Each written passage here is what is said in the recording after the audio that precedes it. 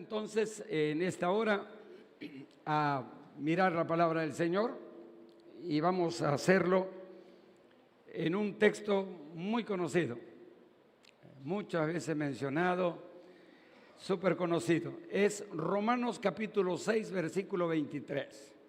Romanos capítulo 6, versículo 23. Lo vamos a repetir todos juntos. Romanos 6, 23. Os ponemos de pie, lo leemos juntos. Si usted lo puede buscar en su Biblia, si lo sabe de memoria, mejor todavía.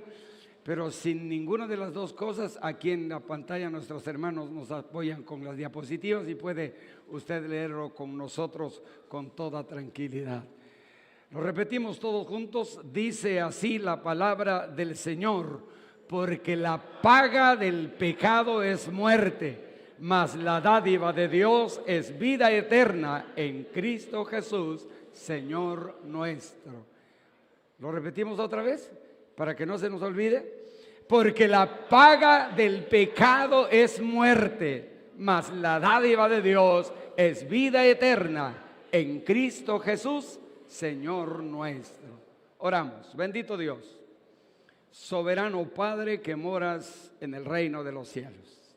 Señor, en esta hora, Padre, nos acercamos a ti para darte gracias por permitirnos, Señor, la bendición de estar en este lugar. Hemos alabado, hemos glorificado, hemos exaltado tu nombre. Gracias, Señor, es un privilegio el poder hacerlo.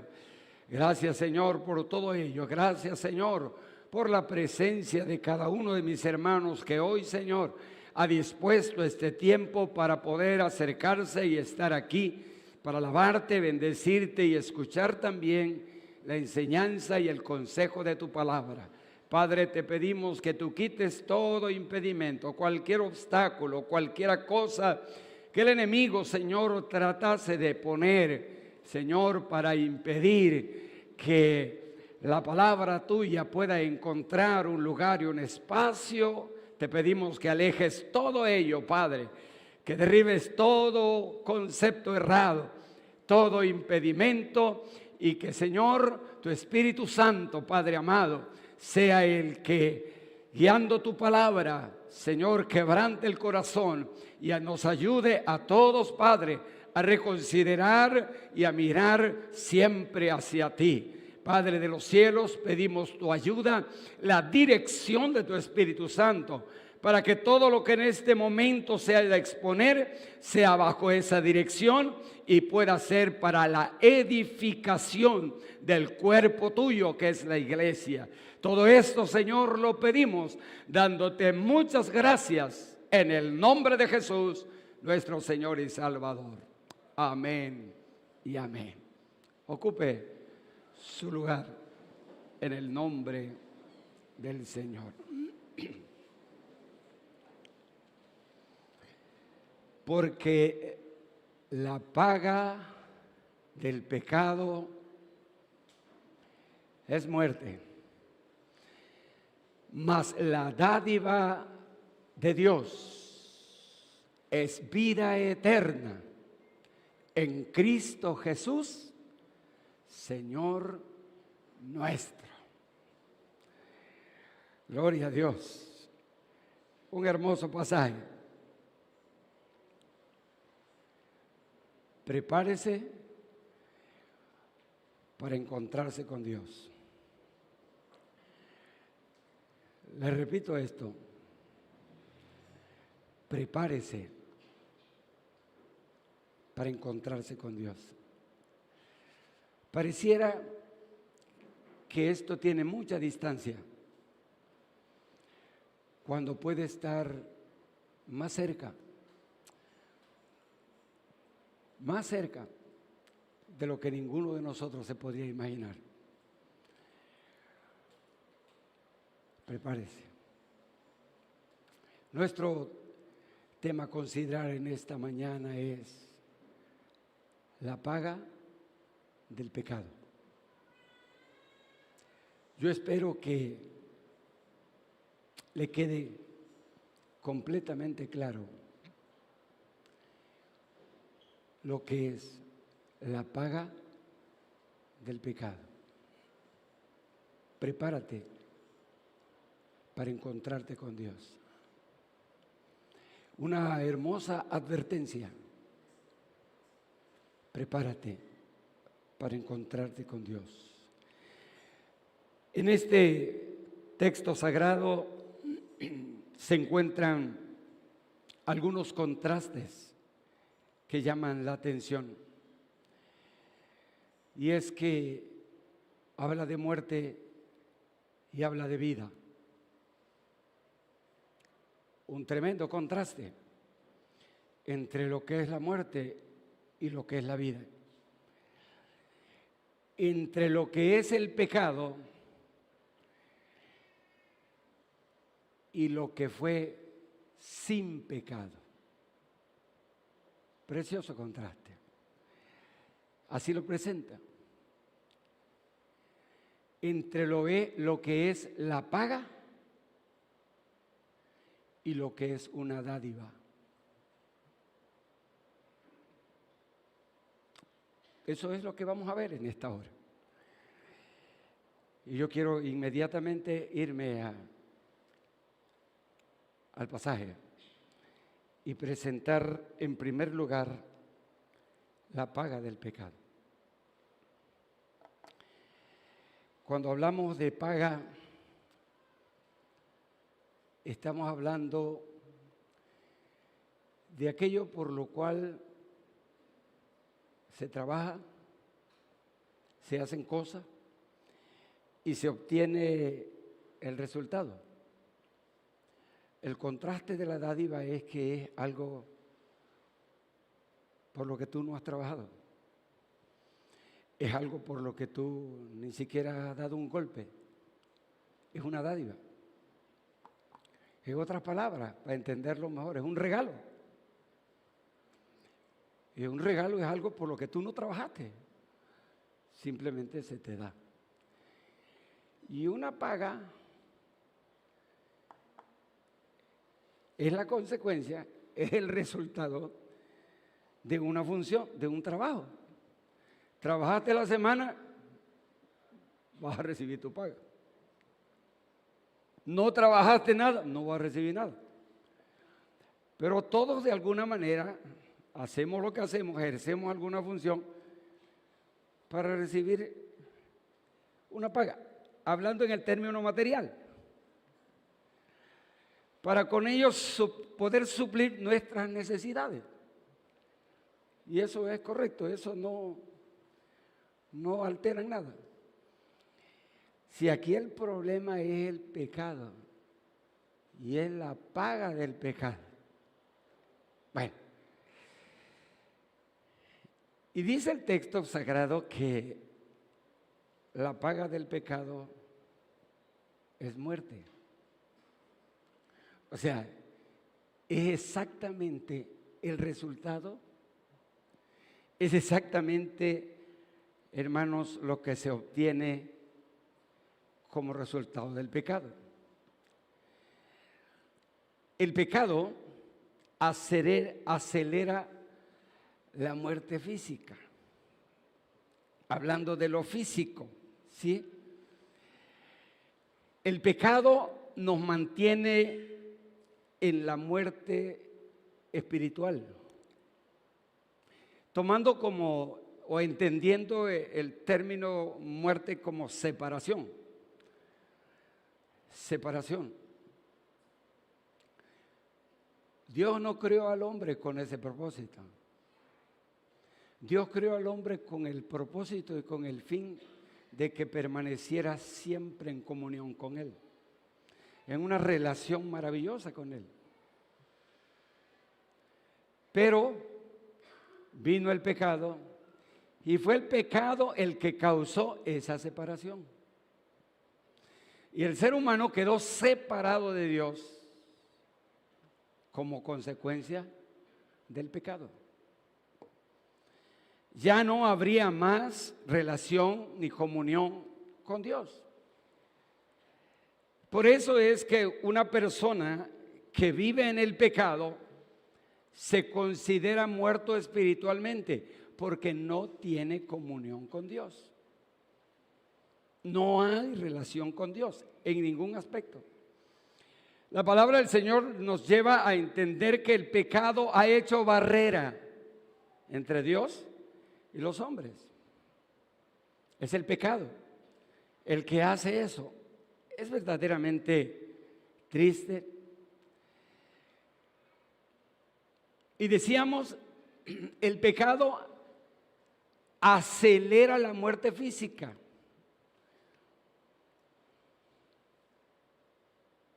Simplemente para ubicarnos dentro de la historia del ser humano, siempre apelamos a los tiempos antiguos, no tan antiguos porque tampoco somos del otro siglo. Bueno, la alimentación. Mire, la ciencia dice que el 80% de las enfermedades nos entran por la boca. El 80% de las enfermedades nos entran por la boca. O sea, el resultado de nuestras enfermedades tiene que ver con lo que nos estamos comiendo. Y fíjese que antiguamente la alimentación, podríamos decir, era diferente, era más sana. Ahorita estás comiendo lo que estés comiendo, cualquier cosa que estés comiendo, y no sabes qué tanta contaminación te estás comiendo. Eso no existía antes. Las personas utilizaban los medios naturales para calmar o sanar sus enfermedades. Las hierbas, los montes, los bebedizos, etc. Eso ya no funciona en nuestros tiempos. Y a medida que va pasando el tiempo, esto se va contaminando cada día más.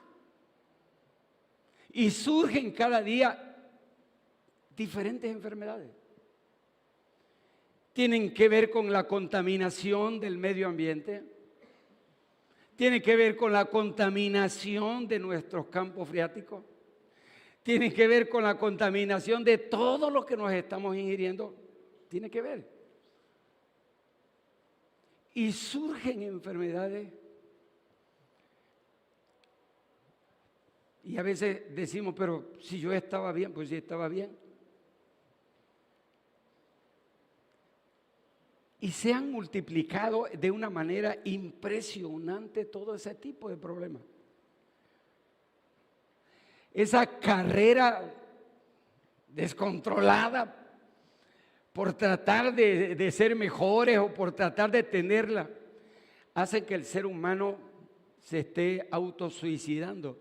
Y las grandes potencias desplegan toda clase, hermanos, de estrategia para alcanzarlo. Y nuestro planeta está agonizando. Y digo, del planeta Tierra está agonizando. Ya. Se está cumpliendo Romanos 8, sí, la tierra gime ya por ser ya liberada. Ya, está cansada la tierra. La consecuencia del pecado. El pecado aligera la muerte física. Por más que se esfuerza la ciencia en tratar de descubrir los antídotos para poder, hermanos, dar mejor calidad, mejor salud, etcétera, y hacen, sí, en ese sentido, pero por otro lado, tristemente, nos estamos arruinando. El resultado del pecado, entonces, es la muerte. El temor es de un interés universal, sí. El miedo, el temor. Empezamos pensando en los salarios. El salario no alcanza, hermano. ¿Cuánto le daba usted a su esposa hace 30 años para ir al mercado? No lo digo por ustedes, lo digo por mí mismo, ¿verdad? con 20 pesos y todavía traía cambio. Le da 20 pesos al niño y es capaz si te lo tira por los pies. Sí. ¿Cuánto me daban a mí? Estoy hablando ya, yo voy a hablar de mi infancia, no puedo hablar de ustedes, de mi infancia. Mi papá nos daba 1 peso los lunes para la escuela. 1 peso el día lunes para la escuela. Y ese peso nos tenía que aguantar para toda la semana.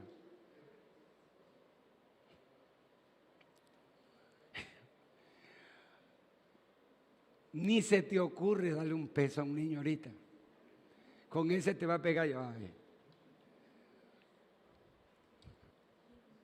¿cómo han cambiado las cosas? Los salarios. Es un temor tremendo cuando llegas al supermercado y ya no te alcanza, hermano. Ibas a comprar, no sé, tantas cosas y no te dio, no te alcanzó. Esa es una verdad. Tristemente, esa es una verdad. Salario, cada día sin igualdad. Las leyes en relación a ello se agotan. El costo de la vida cada día es terrible. El término de salario indica servicio para alguien o por algo. El salario, la paga, el salario, es el resultado o lo que tú esperas por algo que tú hiciste. Le voy a llevar a la Biblia. Estoy en Romanos capítulo 6 y les voy a llevar al versículo 16. Mira cómo lo dice el versículo 16. Dice a manera de pregunta el apóstol San Pablo que escribe esta hermosa carta: ¿no sabéis que si os sometéis a alguien como esclavo para obedecerle, sois esclavos de aquel a quien obedecéis, sea del pecado para muerte o sea de la obediencia para justicia?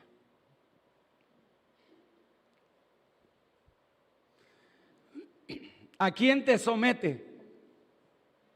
¿Al pecado para muerte o a la obediencia para la justicia? El resultado, el salario que habrás de obtener tiene que ver exactamente por a quién te sometes para ser esclavo. A final de cuentas eres esclavo. Pero es muchísimo mejor ser esclavo para obediencia y amar la justicia. Ahí el anécdota aquel del mercado de esclavos, ¿no? En la antigüedad se utilizaban como el mercado sobre ruedas. Y en el mercado sobre ruedas se vendía de todas las cosas que habían. Los mercaderes iban de pueblo en pueblo y llevaban también esclavos para venderlos. De tal manera que llegabas, tú necesitabas un esclavo y ibas al mercado para comprar un esclavo. Lo veías dependiendo para qué lo quería. Alto, fuerte, chaparro, gordito, dependiendo para qué lo quiere. El esclavo. Y ponían todos los esclavos al frente de ti y tú los ibas checando los esclavos y todo, ¿sí? La ventaja es que si tú comprabas un esclavo y comprabas una esclava y juntabas los dos esclavos, tenías esclavito.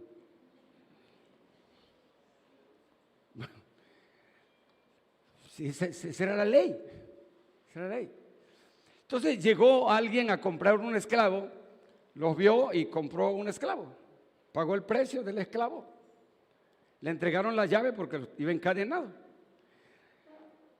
Y dice que cuando le entregaron la llave se acercó al esclavo que había comprado, ¿no? Un hombre alto, fuerte, gordo, fornido. Y abrió los grillos y lo dejó libre. Al sentirse libre de las manos, de los pies, aquel negrito salió corriendo. Y dice que corría y volteaba a mirar hacia atrás. Corría y volteaba a ver quién lo seguía. Y el que lo había comprado estaba paradito eso. Y él corría y corría hasta que al ver que nadie lo seguía se paró. Le llamó la atención. Se le estaba escapando ahora al dueño. Y se regresó. Y aquel estaba. Y le dijo, oiga señor, pero usted me compró como esclavo. Le dice, sí. Pues yo salí corriendo y no, le dice. Yo te compré para que tú seas libre. ¿Puedes correr? ¿Cómo? No me vaya. No, dice, yo te compré, pagué el precio para que tú seas libre. Ahora eres libre. Agarró el Señor y le dice, Señor, yo me quiero ir con usted, Señor. Yo me quiero ir con usted. Yo le lavo el coche, yo le ayudo, yo le ayudaré con el aseo, yo voy a hacer lo que usted quiera, pero yo quiero estar con usted. Le dice, bueno, pero esa es tu voluntad, eso es lo que tú quieres hacer. El que es esclavo para el pecado va a vivir sometido a la esclavitud del pecado. Y el que es esclavo para ser libre, le sirve al Señor, exalta al Señor, bendice al Señor, hace todo para el Señor.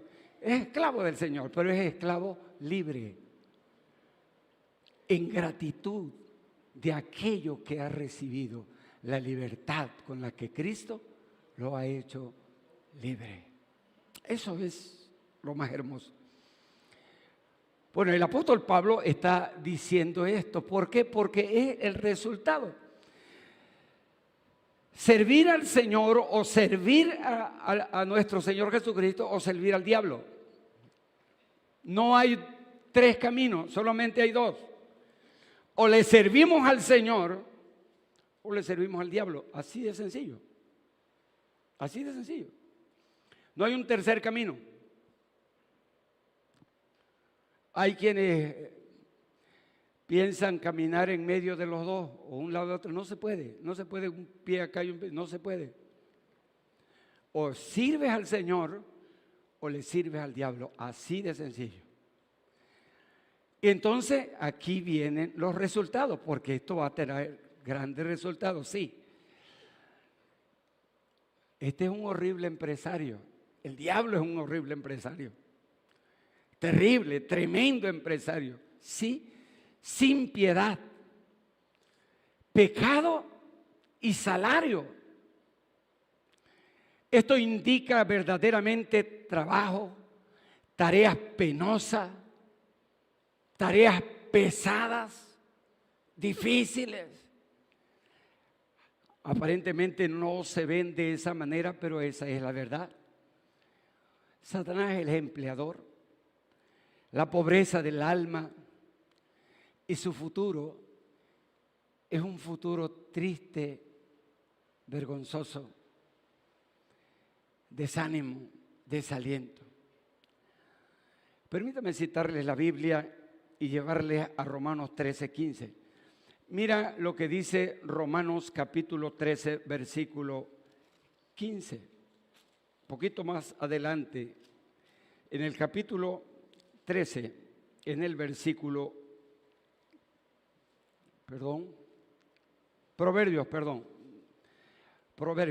no tiene 13, es Proverbio. Proverbio 13:15. El buen entendimiento da gracia, mas el camino de los transgresores es duro. Velo bien. El buen entendimiento da gracia, mas el camino de los transgresores es duro. Y podríamos decir muy duro. Es una muerte espiritual. Y lo encontramos en Génesis capítulo 2, versículo 17. Dice Génesis 2, 17: mas del árbol de la ciencia del bien y del mal no comeréis, porque el día que de él comiereis, ciertamente morirás. Es el resultado. Romanos 5:12. Estoy en Romano, ahora sí, capítulo 5, versículo 12. Por tanto, como el pecado entró al mundo por un hombre, y por el pecado la muerte, así la muerte pasó a todos los hombres, por cuanto todos pecaron. No era el deseo de Dios que esto sucediera así. Pero la obstinación, la atracción del pecado que experimentó el hombre lo llevó a eso. Y esto fue lo que trajo como consecuencia la muerte. Ahora bien, no solo la muerte física, sino también la muerte espiritual, o sea, la segunda muerte. Apocalipsis, capítulo 20. Ahora te llevo a Apocalipsis. Y a leer en el capítulo 20 los versículos 12 al 15. Dice la palabra del Señor así: y vi a los muertos, grandes y pequeños, de pie ante Dios, y los libros fueron abiertos. Y otro libro fue abierto, el cual es el libro de la vida. Y fueron juzgados los muertos por las cosas que estaban escritas en los libros, según sus obras. Y el mar entregó los muertos que había en él, y la muerte y el Hades entregaron los muertos que había en ellos, y fueron juzgados cada uno según sus obras. Y la muerte y el Hades fueron lanzados al fuego, al lago de fuego. Esta es la muerte segunda. Y el que no se halló inscrito en el libro de la vida fue lanzado al lago de fuego. La muerte segunda. La separación con Dios. Total, completa. Esa es la paga del pecado. No solamente acelera la muerte física, sino que establece una separación con Dios. No hay ninguna manera, humanamente hablando, para poder revertir esto, por cuanto el pecado ya está en la vida de cada uno de nosotros. El salmista David lo dice de una manera muy clara allá en el Salmo 51:5. En pecado fui formado y en pecado me concibió mi madre. O sea, desde ahí ya está la contaminación por el pecado. Por eso es que Pablo, escribiendo en Romanos 3:23, dice: por cuanto todos pecaron, están destituidos. Sí, todos. La paga del pecado es la muerte. La muerte física, la muerte espiritual. A final de cuentas, todos tendremos que gustar de la muerte física, si el Señor no viene antes. Pero podemos ser librados de la muerte espiritual.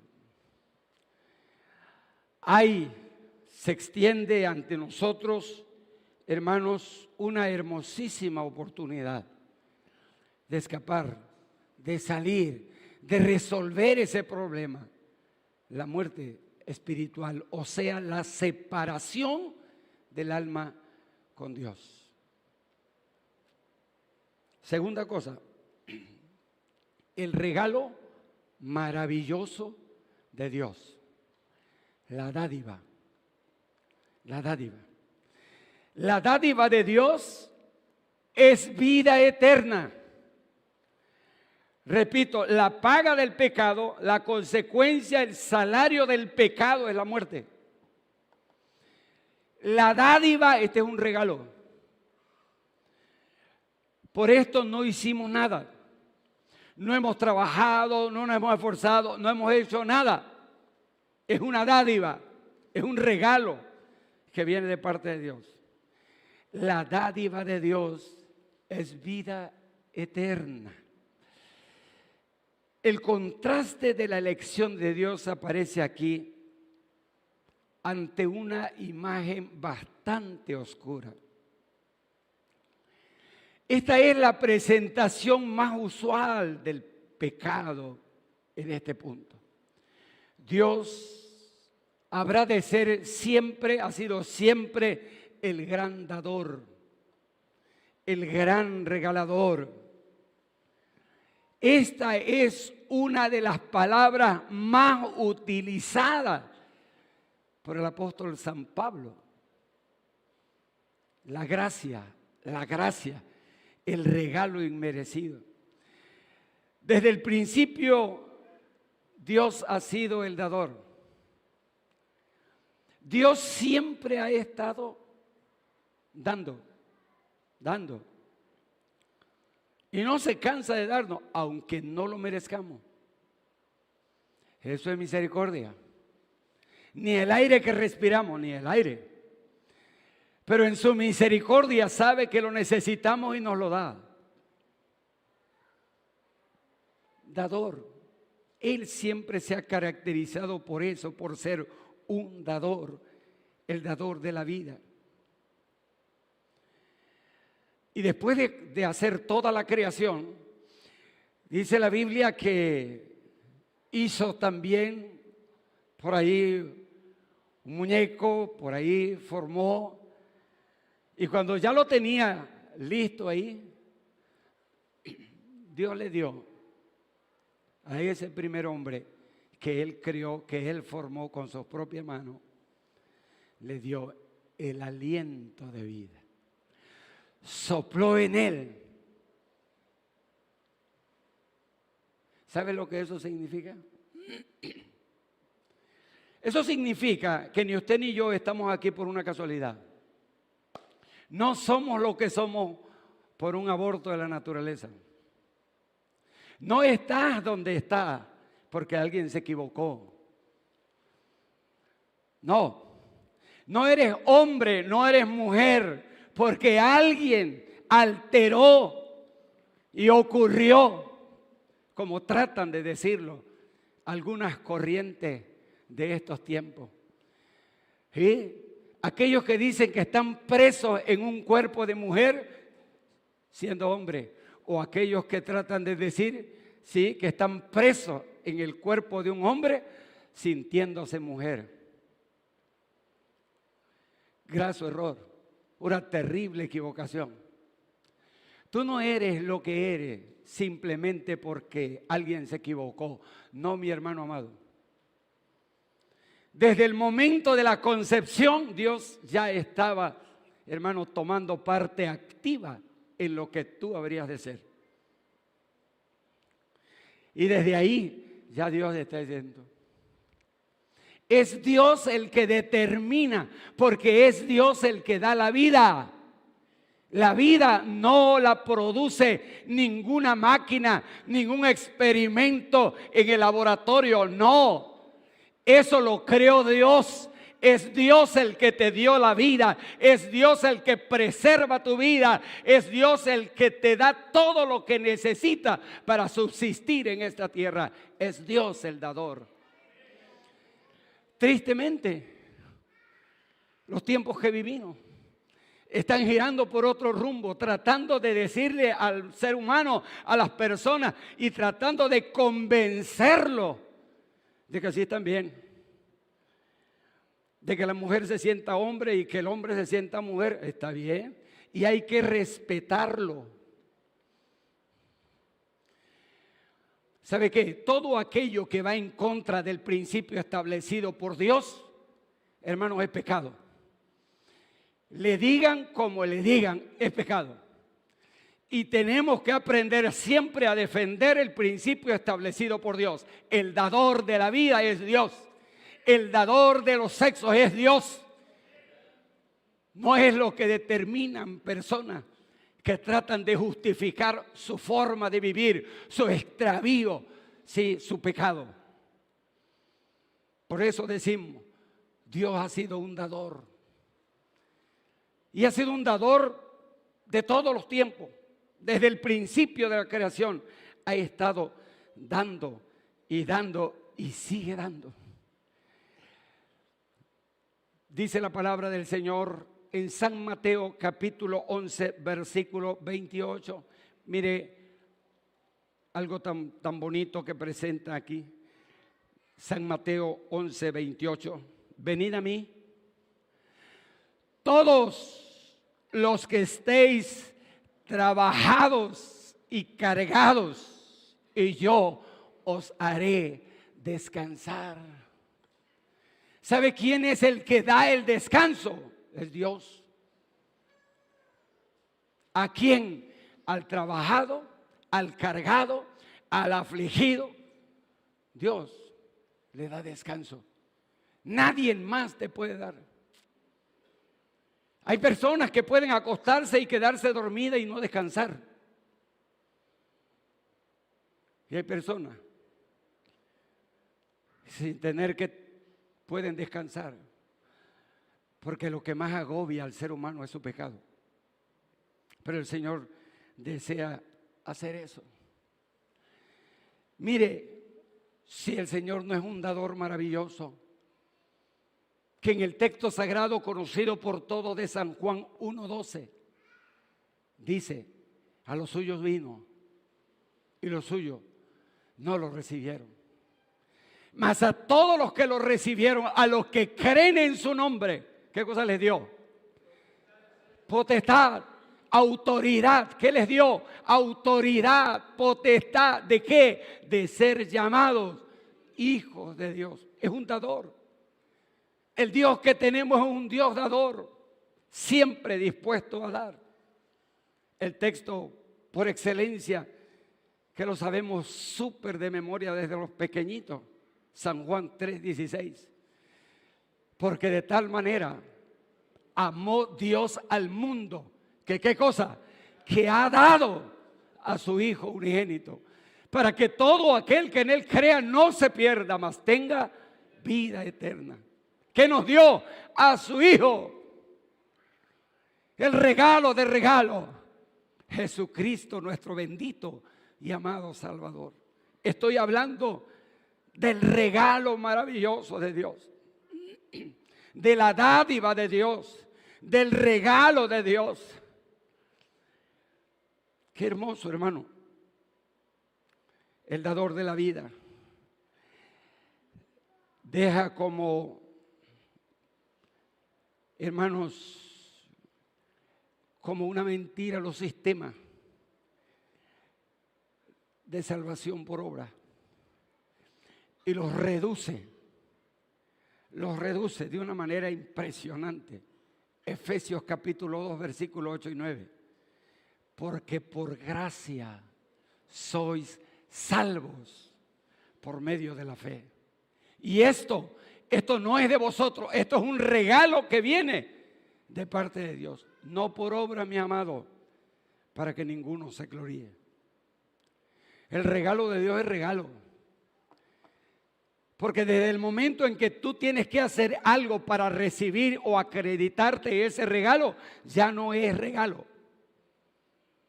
Pero por cuanto no hemos hecho nada para ser merecedores de ese regalo, por eso es que es regalo. Y no es por obra. Cualquier cosa que hagamos para obtener esa bendición, hermanos amados, queda nulo, no sirve para nada. Eso es un regalo maravilloso de parte de parte del Señor. Dice Primera de Juan, voy al capítulo 5 de Primera de Juan, la primera carta universal del apóstol Juan, capítulo 5, versículo 11. Y este es el testimonio que Dios nos ha dado vida eterna. ¿Qué nos ha dado? Vida eterna. Y esta vida está en su Hijo.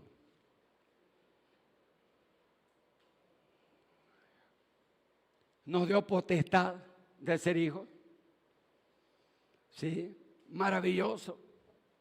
Nos ha dado a su Hijo Jesucristo. Nos ha dado vida eterna. Qué grande y maravilloso es el Señor. Esa vida da inicio en el momento en que el corazón se abre y se recibe a Cristo como Salvador personal. En el momento en que tú abres los ojos, entiendes que el Señor te ha llamado, entiendes que tu vida de pecado te lleva al fracaso, entiendes que la vida al cual le has servido durante todo este tiempo te va a traer como consecuencia la separación total de Dios. Y abre tus ojos y le dices: Señor, yo soy un triste pecador, pero como tú has sido dador y estás dispuesto a regalarme y me has regalado y ahora me das vida eterna, yo la quiero recibir, esa vida. Yo quiero participar de esa bendición. En tercer lugar, la manera de recibir la dádiva de Dios. Surge la pregunta: ¿cómo puedo entonces ahora? Bueno, si la paga del pecado es la muerte, si el regalo, la dádiva de Dios es vida eterna, ¿cómo le hago? ¿Qué es lo que debo hacer? Estamos en Primera de Juan capítulo 5. Ok.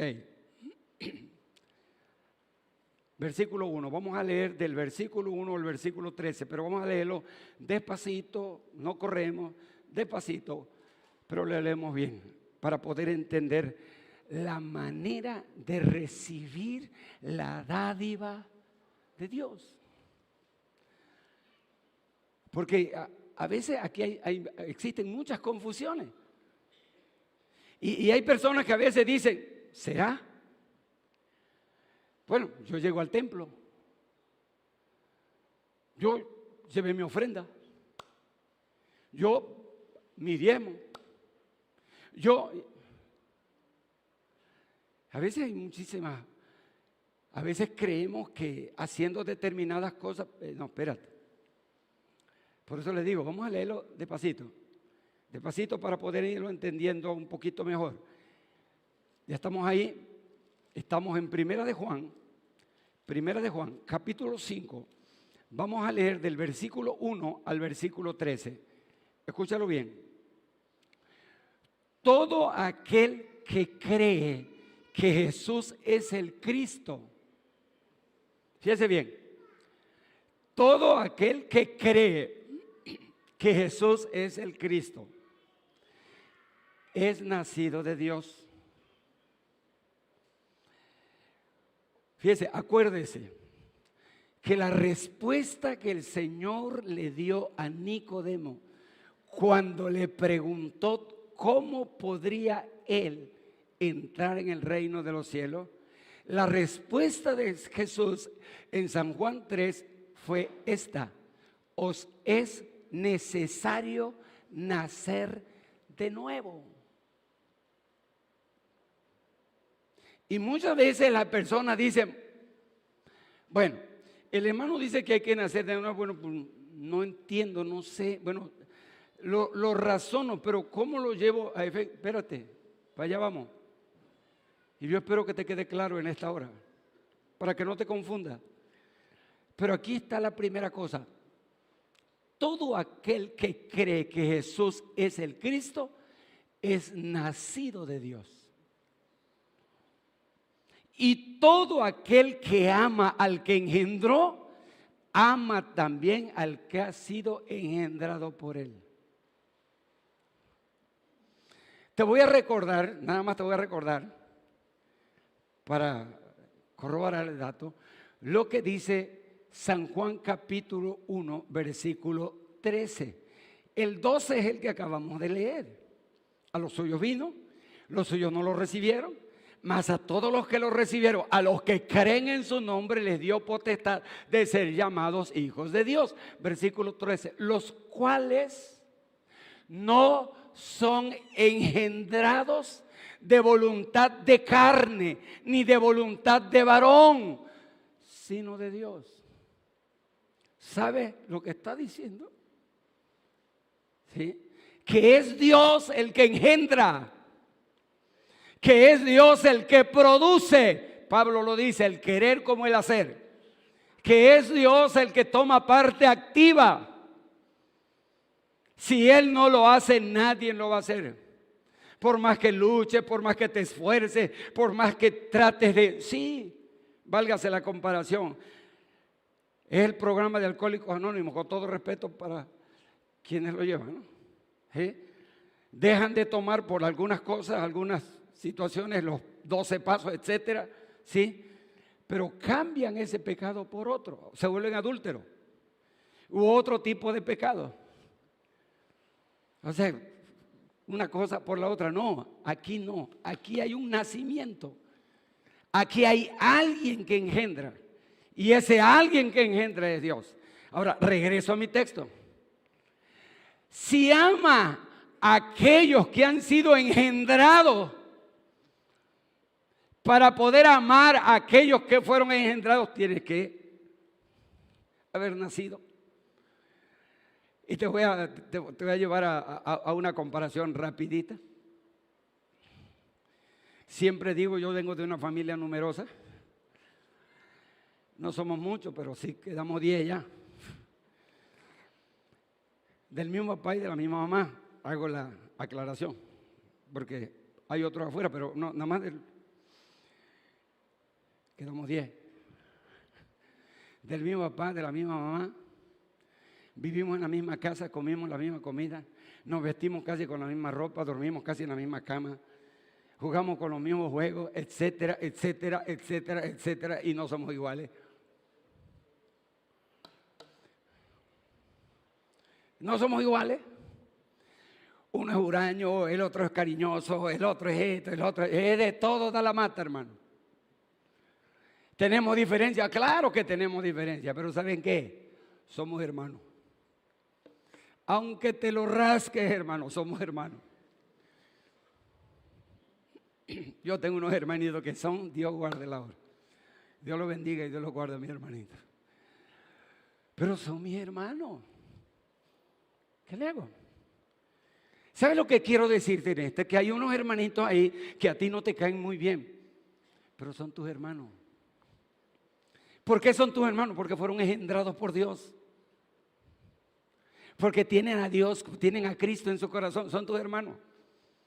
¿Quieres que todos sean como tú? Permíteme, no va a ser posible. ¿Qué nos une? La fe en nuestro Señor Jesucristo. Ahí está la diferencia. Mientras que otros andan por otro lado, no, nosotros mantenemos nuestra fe. Aquí hay una familia, ya una familia de muchísimos años, que en todo hacía fiesta para todo. Dicen que hasta los perros le celebraban el cumpleaños. Bueno, nunca lo vi yo. Y tenían, no te vayas a meter con ellos. Dios te guarde, hermano. Ni los toques, hermano, porque te caen todos encima. Porque son hermanos. Porque son hermanos.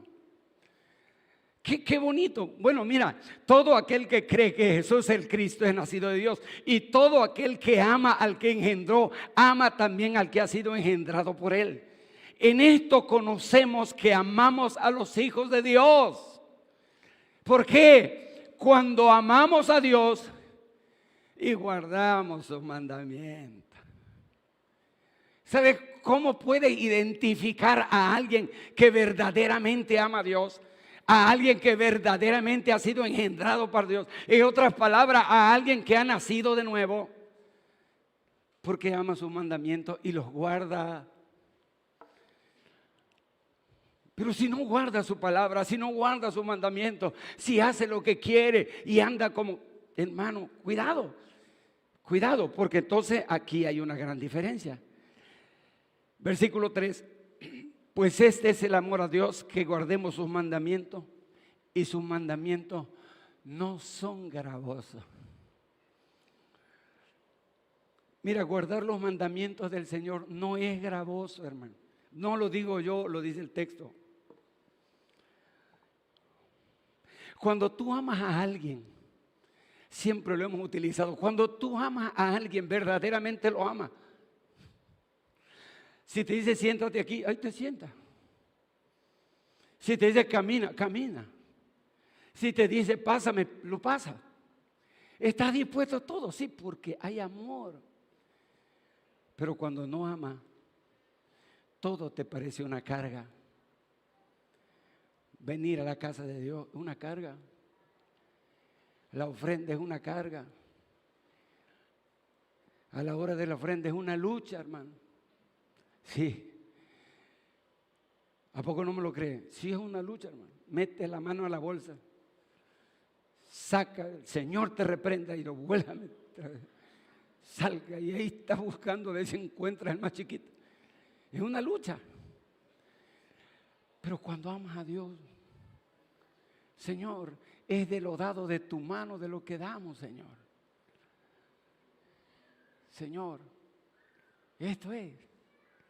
Todo lo hace porque amas al Señor. Los mandamientos del Señor no te van a hacer gravoso.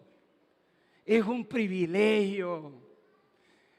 No matarás, no hurtarás, no levantarás, no serás chismoso, no le levantarás chisme al hermano. Sí,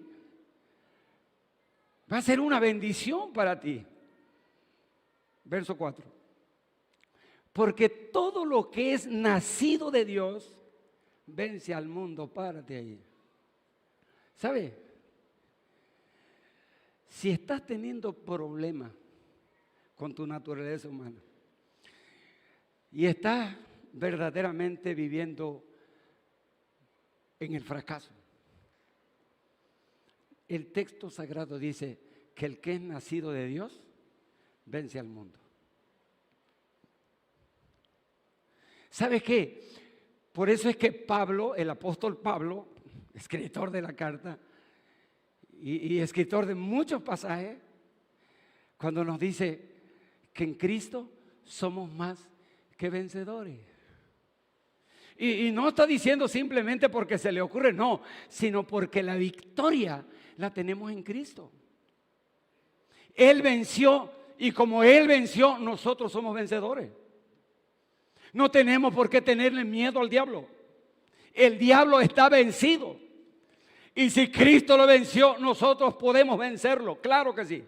En Cristo Jesús, nuestro Señor. Y esta, porque todo lo que es nacido de Dios vence al mundo. Y esta es la victoria que ha vencido al mundo. Nuestra fe, nuestra confianza, nuestra seguridad, nuestra esperanza. Vencemos, sí seremos vencedores. Sí podemos. Permíteme decirte, hermano, que si estás luchando con alguna situación difícil en tu vida, que más tardas en pararte que volverte a caer, hermano, y crees que no puedes ser un buen cristiano, te digo con toda seguridad, sí se puede, hermano. ¿Cuál es el problema? Tienes que agarrarte firmemente de la mano de Dios. Y tienes que buscar en todo y por todo que su nombre sea glorificado. Y tú vas a ser un vencedor. No tienes por qué ser un fracasado, un derrotado. Versículo 5. ¿Quién es el que vence al mundo sino el que cree que Jesús es el Hijo de Dios? Versículo 6, este es Jesucristo, que vino mediante agua y sangre, no mediante agua solamente, sino mediante agua y sangre. Y el Espíritu es el que da testimonio, porque el Espíritu es la verdad. La carta está dirigida a un pueblo, ¿verdad?, muy contaminado con los gnósticos. El gnosticismo enseñaba, creía que la divinidad del Señor la recibió después de que fue bautizado y concluyó antes de llegar a la cruz. Lo que Juan está queriendo decirle es: no, Jesucristo es Dios desde su encarnación. Jesucristo es y sigue siendo el mismo. Y llegó a la cruz y murió en la cruz y sigue siendo Dios. Eso jamás se va a poder quitar. No es algo que se pone y se quita, no. Jesucristo es Dios. Y eso es lo que trata de explicar Juan. Porque tres son los que dan testimonio en el cielo: el Padre, el Verbo y el Espíritu Santo. Y estos tres son uno. Y tres son los que dan testimonio en la tierra: el Espíritu, el agua y la sangre. Y estos tres coinciden, concuerdan. Hay una relación íntima en toda la trayectoria de nuestro bendito Salvador. Versículo 9: si recibimos el testimonio de los hombres, mayor es el testimonio de Dios, porque este es el testimonio con que Dios nos ha testificado acerca de su Hijo. Verso 10: el que cree en el Hijo de Dios tiene el testimonio en sí mismo. El que no cree a Dios le ha hecho mentiroso, porque no ha creído en el testimonio que Dios ha dado acerca de su Hijo. Y versículo 11: y este es el testimonio, que Dios nos ha dado vida eterna. Y esta vida, hermanos amados, está en su Hijo. 12: el que tiene al Hijo tiene la vida. El que no tiene al Hijo de Dios no tiene la vida. Pero quiero que entiendan, no es un simple razonamiento, es una convicción plena. Es poder estar seguro. Es que nadie puede llamarle al Señor, Señor, sino por el Espíritu. Nadie puede decirle a Dios Señor, sino por el Espíritu. Y usted puede decir: bueno, pues eso es tan simple. No, no estoy refiriéndome a la frase, a la palabra, sino a lo que implica decirle Señor, a la consecuencia de decirle Señor. No es simplemente decirle, sí, hasta lo cantamos, ¿no? Qué bueno es el Señor, cuán hermoso es el Señor. Y el Señor dice: ¿seré yo? ¿Será que se dirige a mí? ¿Me estará diciendo a mí? Porque a mí ni caso me hace.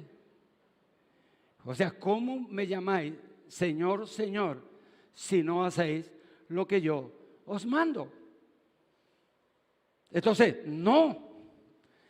Tú puedes decirle 1000 veces Señor, pero Él dice: mentira, no soy su Señor. Su Señor es el otro. Ese es su Señor. ¿Quién? El diablo, ese es su Señor. Es esclavo de él porque vive en el pecado. Y la consecuencia de estar en él será la separación para siempre de la presencia de Dios.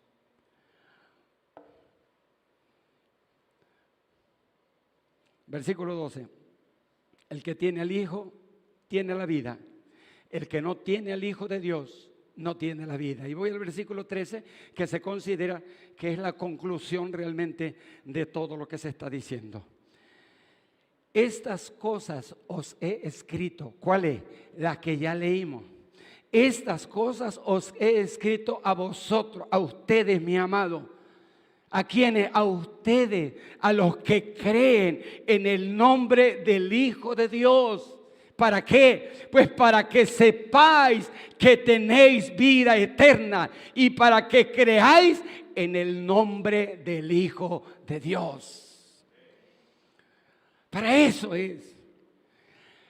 Mi amado, si todavía tu vida gravita entre dos pensamientos, si tu vida todavía está pensando en que a lo mejor sí, a lo mejor no, lo más seguro es que no, porque la seguridad te la da la palabra del Señor.